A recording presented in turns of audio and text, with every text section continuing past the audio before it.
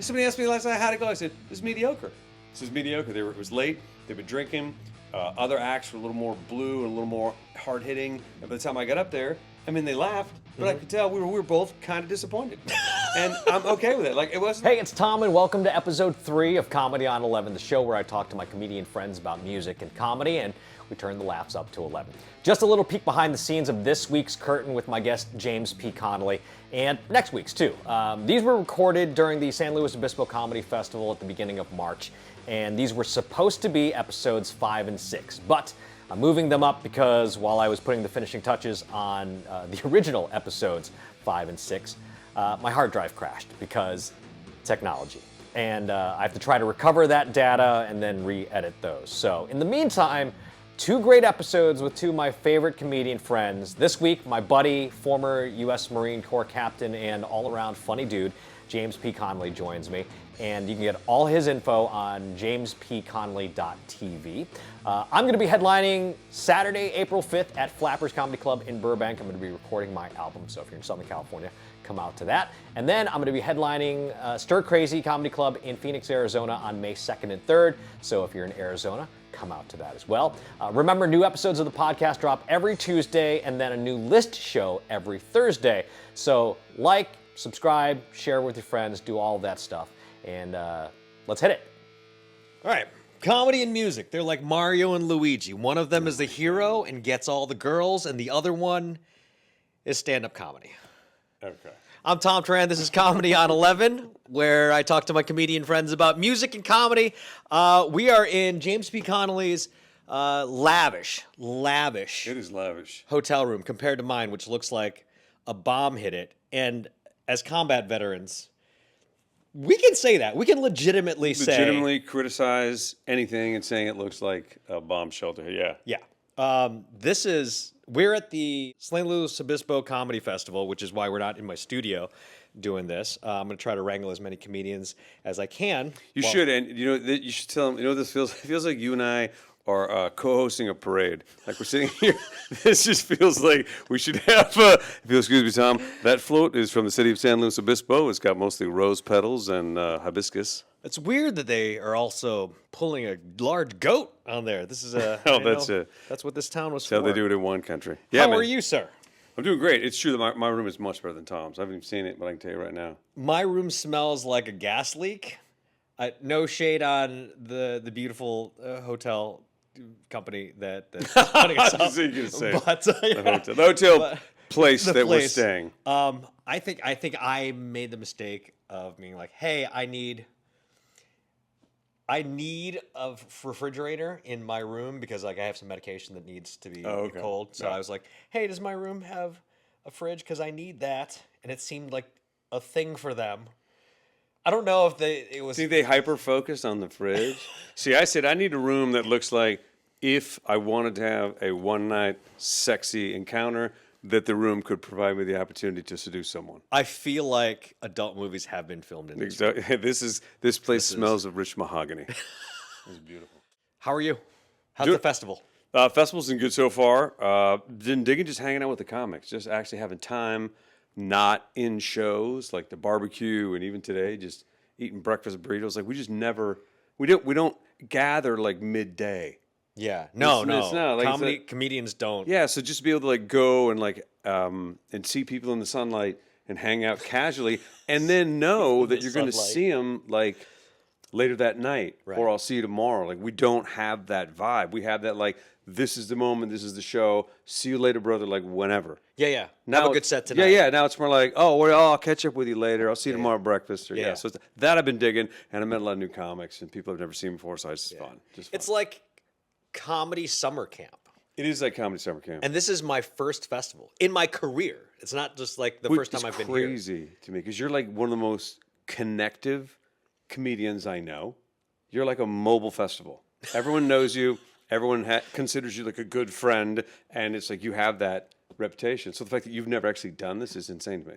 Eric, the booker, the promoter and the creator of the show. So he came over to me last night and goes, so this is your first festival ever? Yeah. I was like, yeah.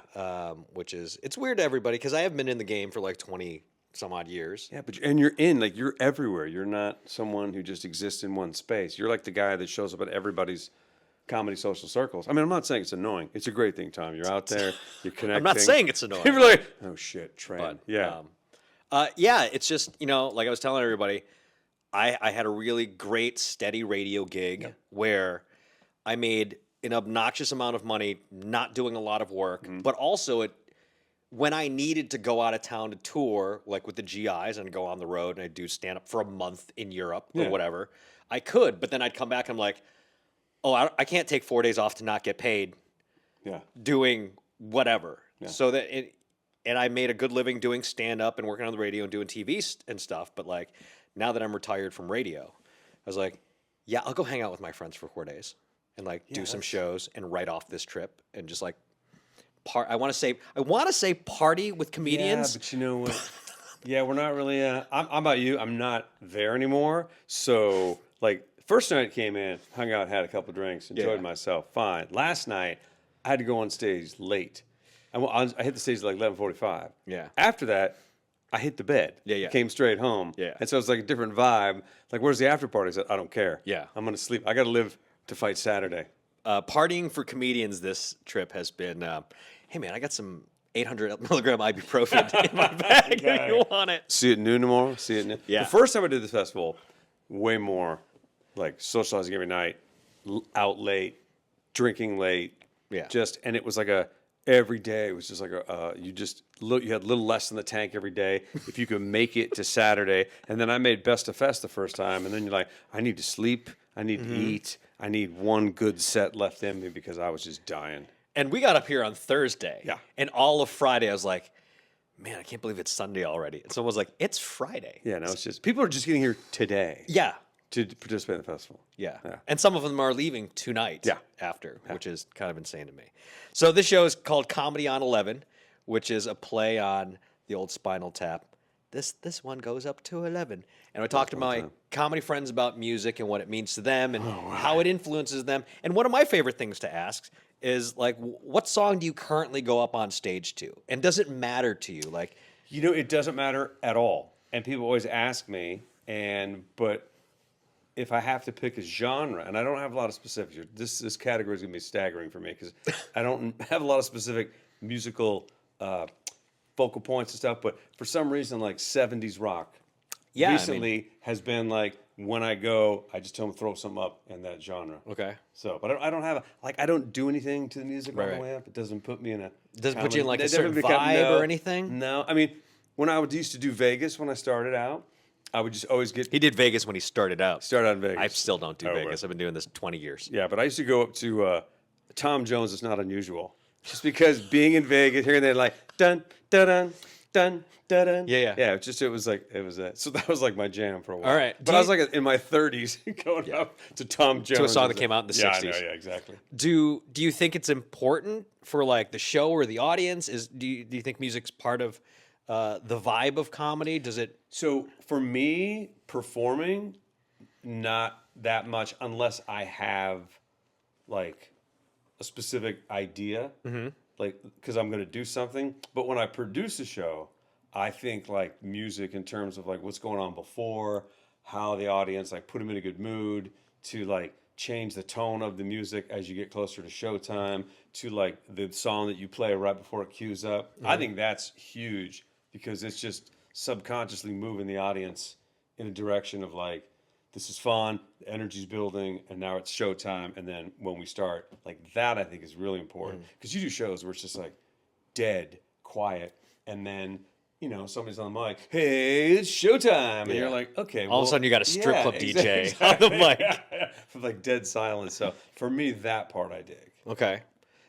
Do you think there's a connection between comedy and music, like artistically or in the industry?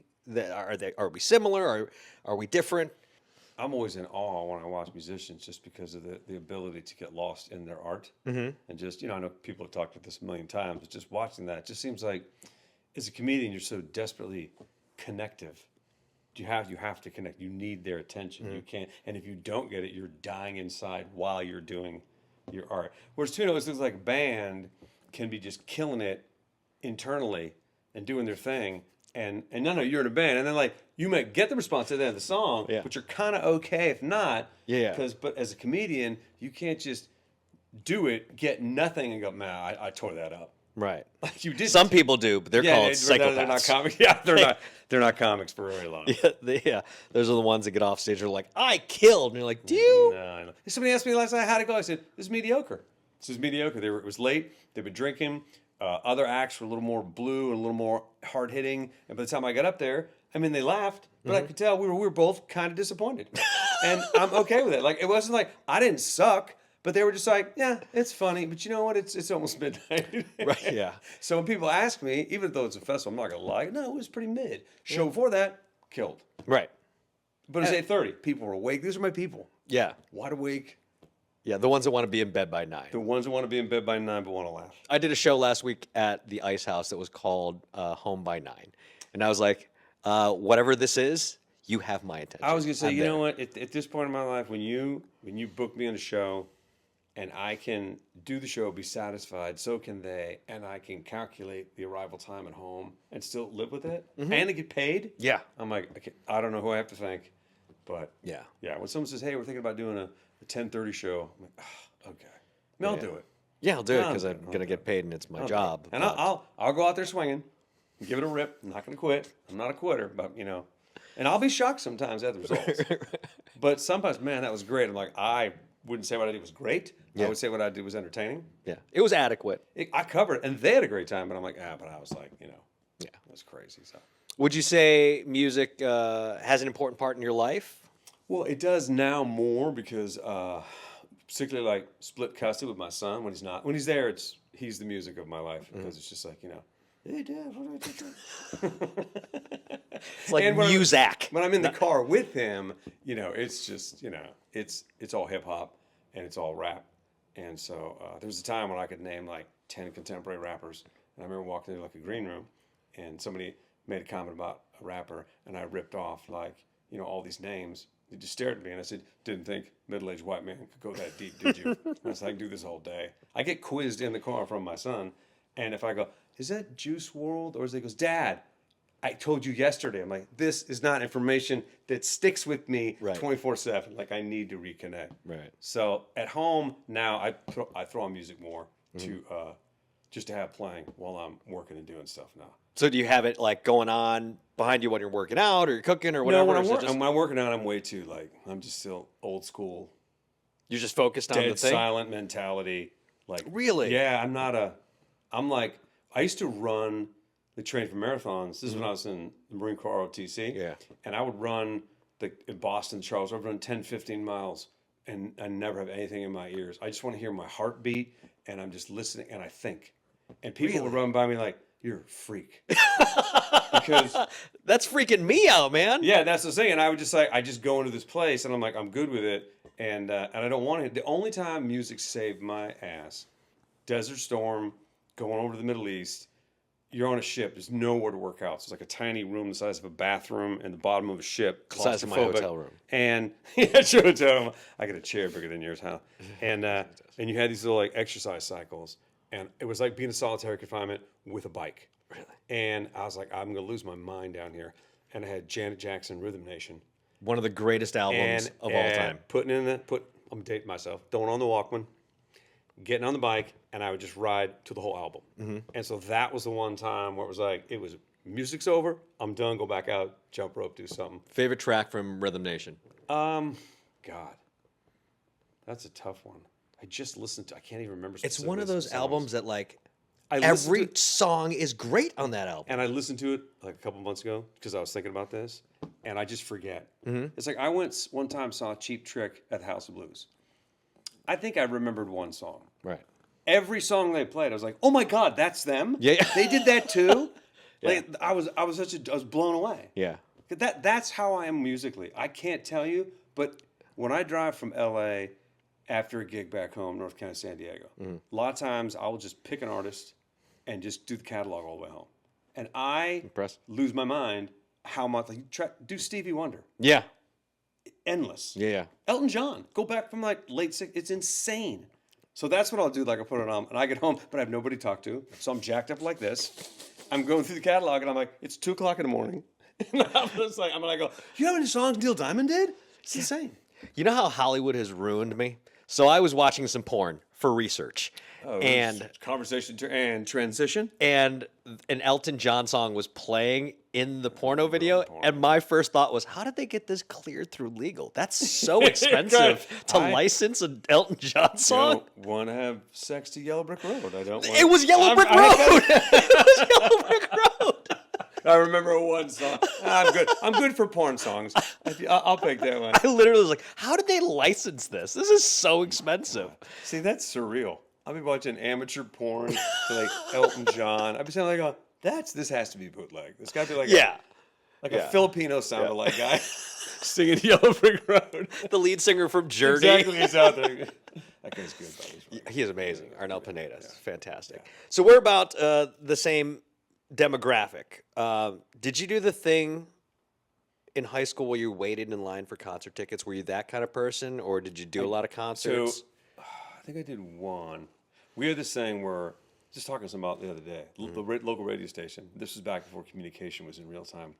And so radio dances were huge. And so like radio what now? The radio dances at like the radio station have a dance at our high school.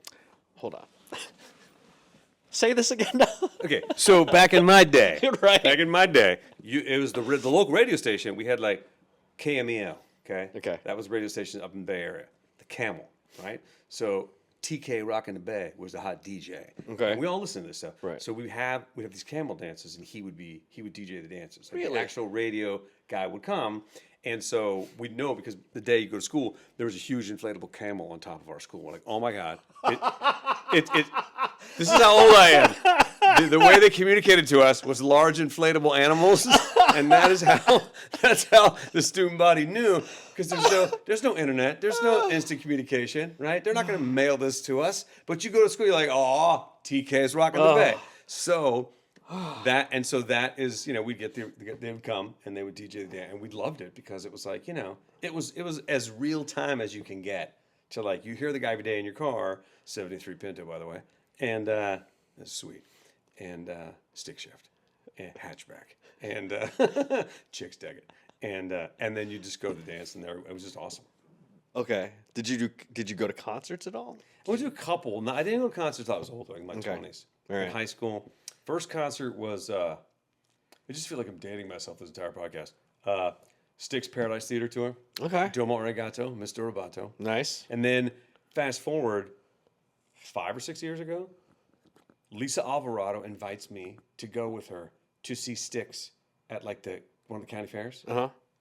And I'm just like freaking out because it's like they're all there. And I'm like, I said, this was the first concert I ever saw. Yeah. And here's the best part is 2 weeks later, I was hosting a gig on that stage. Shut up.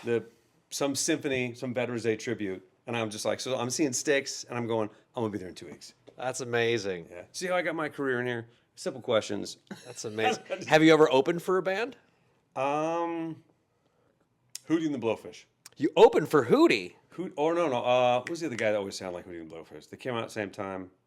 Blues Traveler. Blues Traveler, okay. So, what? Blues Traveler and Hootie and Los Lobos. Okay, yeah, they were all contemporaries, but because these are all private gigs. Okay. Where I'm hired to host. Right. And then you're like, who's with me? Yeah. And you're like, Hootie the Blowfish. Definitely Blues Traveler. Los Lobos was cool. They were very cool.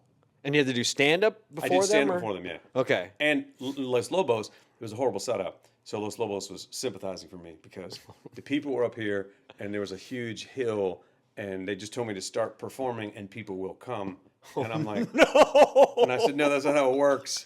They're up on this thing, and I go, you need the people down here. And they go, no, it'll be great. And Los Lobos is setting up behind me. They're going to be like, dude. So I think they were planning. So we figured out a way.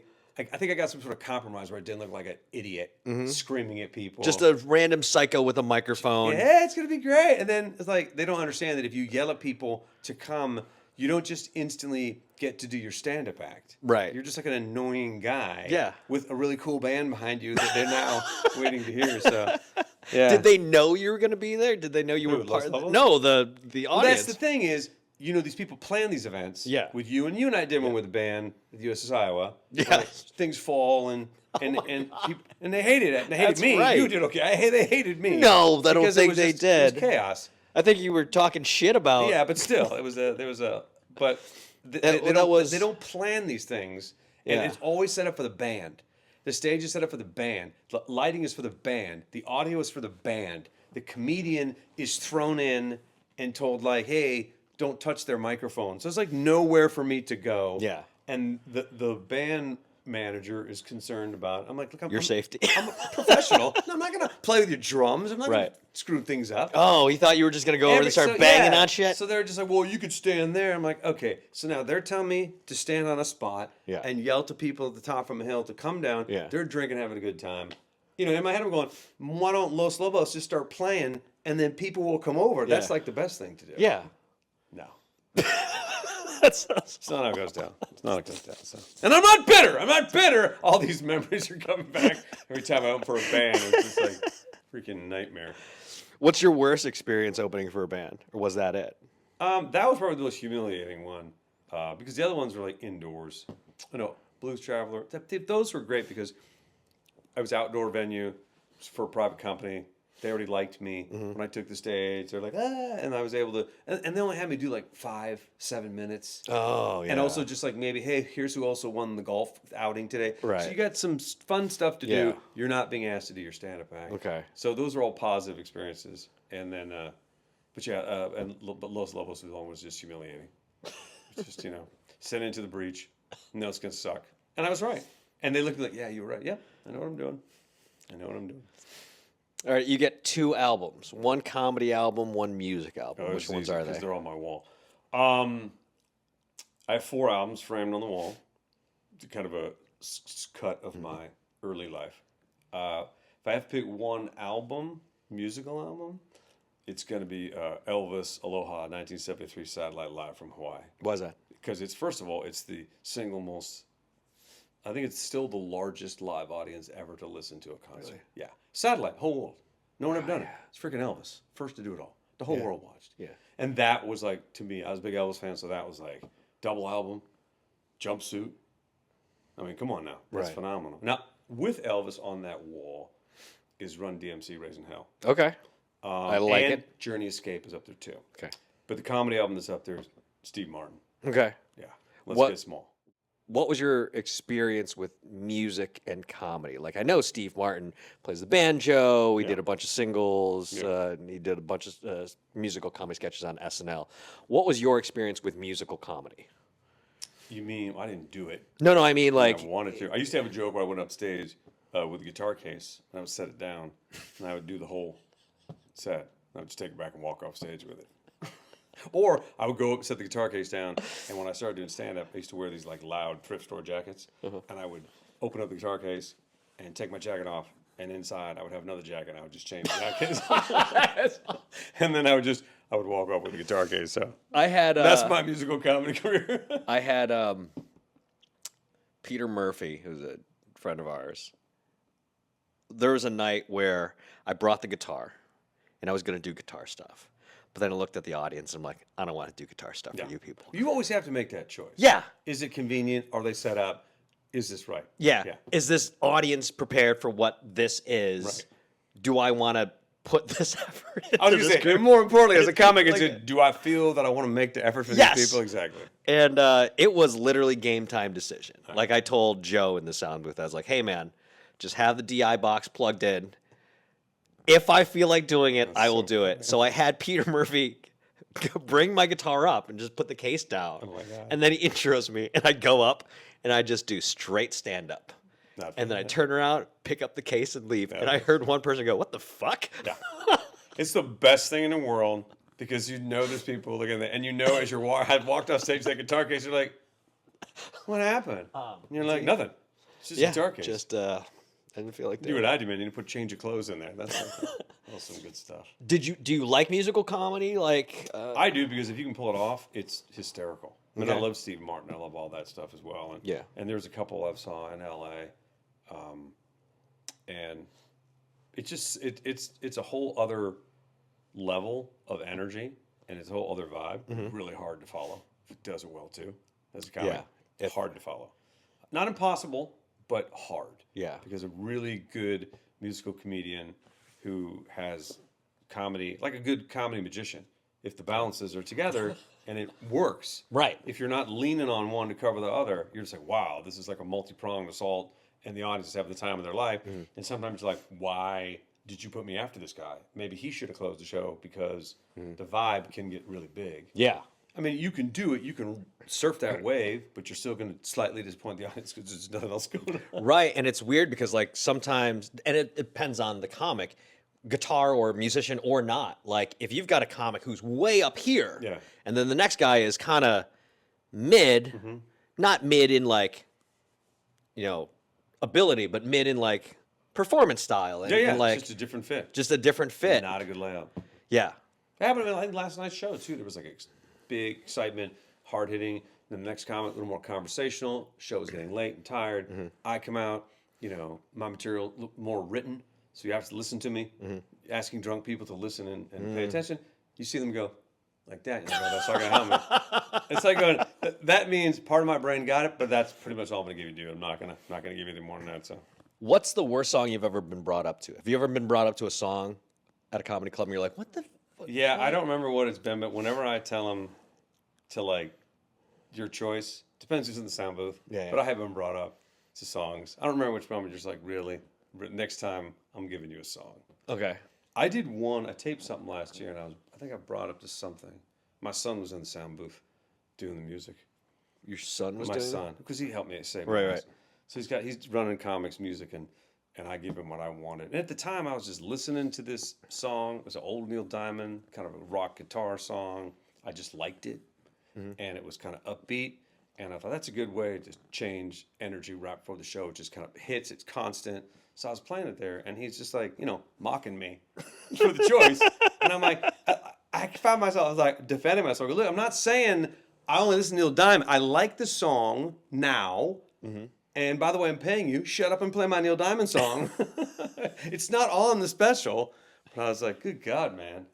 Who do you think of when you hear the words musical comedy? Right now, probably Adam Sandler. Okay. His last special that I saw him do, the one where he just taped it so many different places, and you could see the growth of bits. I thought that was like so creative. What was that on? Was that on Netflix or who? Okay. I don't know if this was like 5 years ago, maybe. It was just such a brilliant idea because he's taping these, like he has a bit, and you see the beginning of the bit taped at this place, and then the middle part of the bit is taped at another place, and the third part, and you could see the bit change and grow, but just Chappelle or did Rock do that too? No, I don't know. But Sandler's was great because it was music, and it was just like, and he had a great bit at the end. I was just like, that to me was like, it was evolutionary too. It was like it was the mature Adam Sandler using all this together to create something, as opposed to like the early one, which is still super funny, but ridiculous and just silly and just I feel like Rock did that too, where he recorded in Johannesburg, I want to say DC, and somewhere in Europe, and they did the thing where like they started he starts a joke in Johannesburg, the middle is in Europe, and then the punchline comes in New York.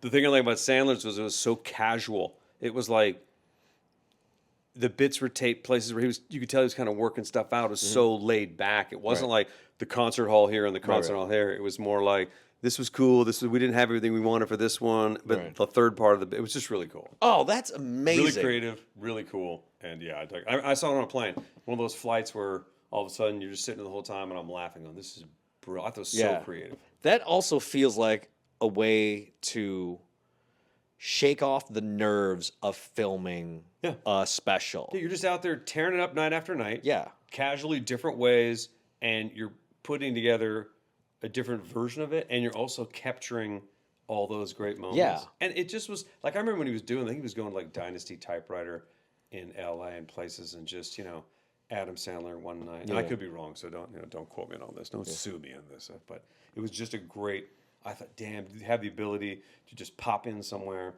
get a crowd, casually shoot the whole thing and tape it. Not each, like for us, like I taped something. Had to get a crew, had to rehearse, had to fill it out, had to get an opening act, had to produce the whole thing. My son had to give me crap about Neil Diamond. Had to go through all that to get the show, and I'm Right. still going through the technicality stuff. To be at the level where you could just be like, I could do that 40 times Yeah. casually, Yeah. and have a professional crew. Don't worry about it. And then just have all this footage, and then just sit down and put together something badass. Yeah. That would be fun. And that's a different level. So for like, so for an audience who's never had to tape a special or do a production like that, the way stand-up comedy specials typically happen, like the 45 minutes or an hour that you see on HBO or Comedy Central or whatever, that's not one show. It's 2 or 3 or 4, and then the comic has to do the jokes in the same order, kind of moving the same across the stage so that when the editor cuts it, they can make it seem seamless. So it's like he could be looking over here for show number 1 for this joke. He can't look over here for show number 2 because the editor can't do that. And a thing that I started doing, I look at the audience. Mm-hmm.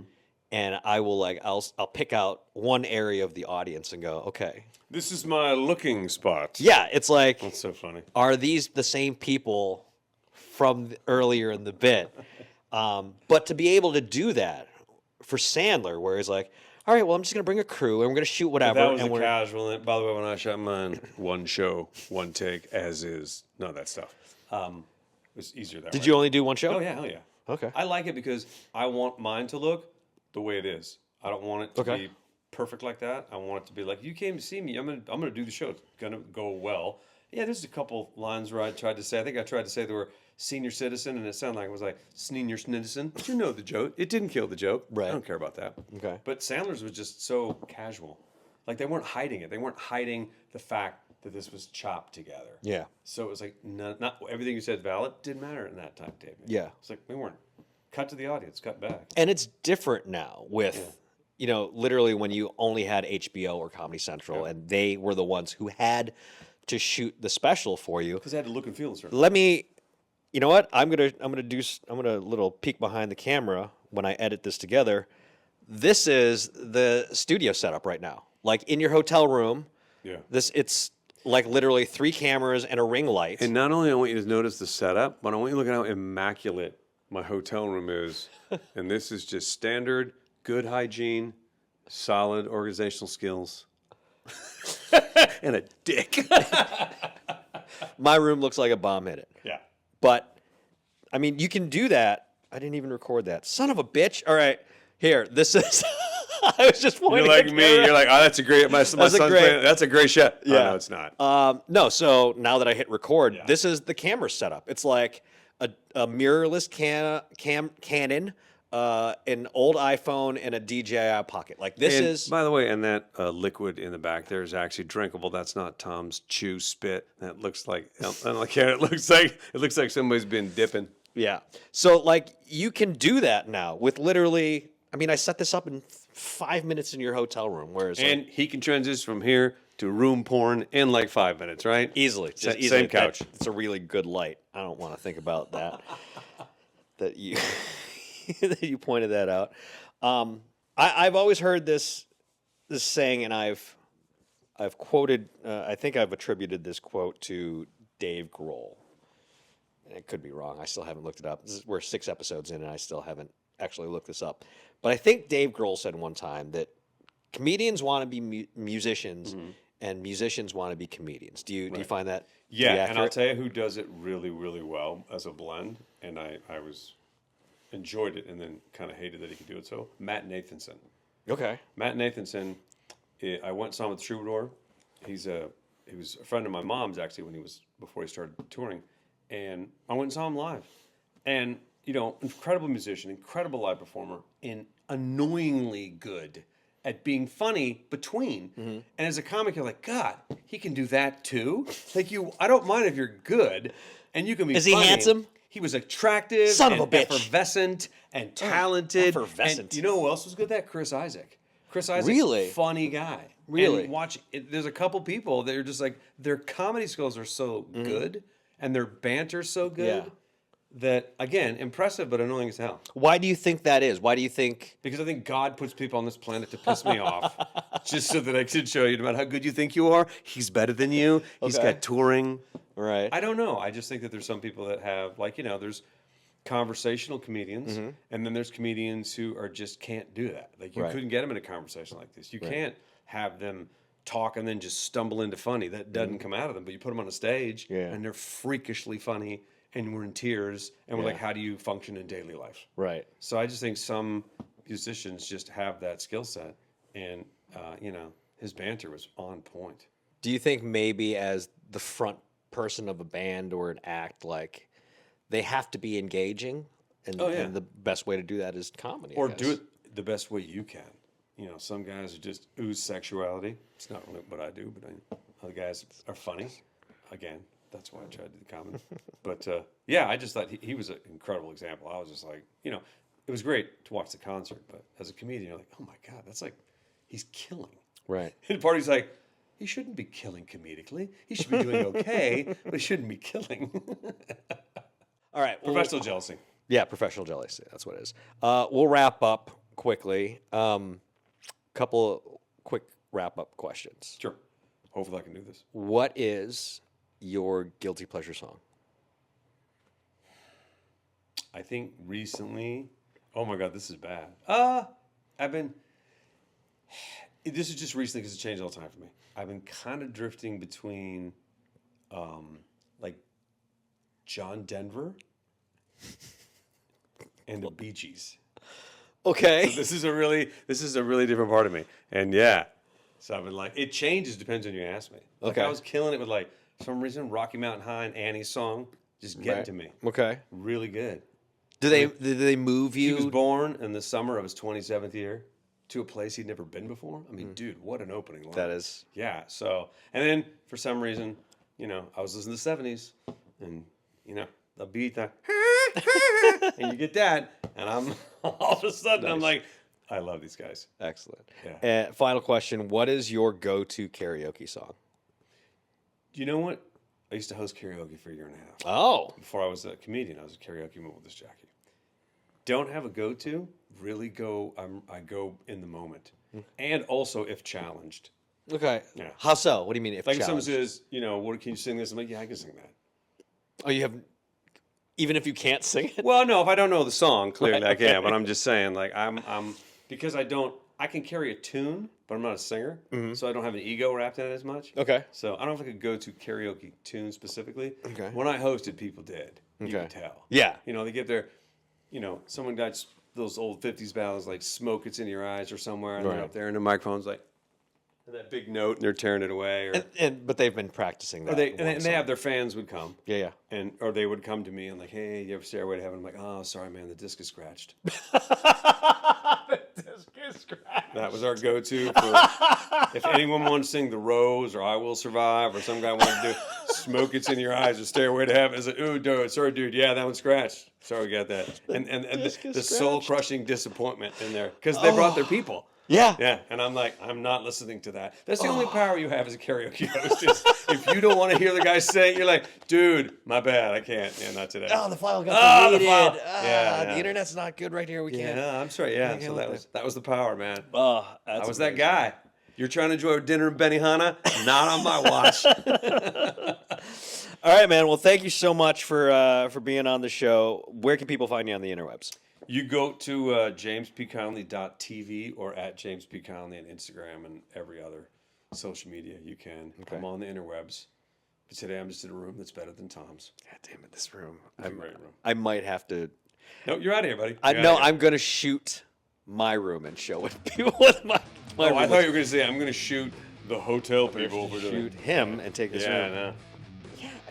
I might go down there and be like, my room smells like gas is leaking. Because it does. It genuinely smells like gas is leaking. Again, no shade on this lovely hotel. Which Tom will not say. I've noticed so far. He's just like, yeah. You got anything coming up? Nah, I don't know when this is going to air, but I'm here at the festival. Going to Wisconsin next week to Fox Valley Veterans Council, raises money for some veterans. Definitely in the frozen tundra. Yeah, not going to happen. And then I'm going to be... let's see. End of March? It'll be at the end of March?